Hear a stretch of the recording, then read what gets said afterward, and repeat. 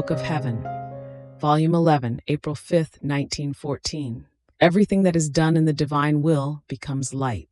Continuing in my usual state, my adorable Jesus made himself seen within an immensity of light.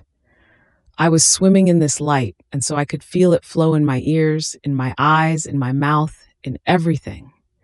And Jesus told me, "My daughter, for one who does my will, if she works, her work becomes light. If she speaks, if she thinks, if she desires, if she walks, etc., her words, thoughts, desires, and steps turn all into light, but light drawn from my Son. My will draws one who does my volition with such strength as to make her spin continuously around this light. And as she spins, she takes more light, which keeps her as though captured within me.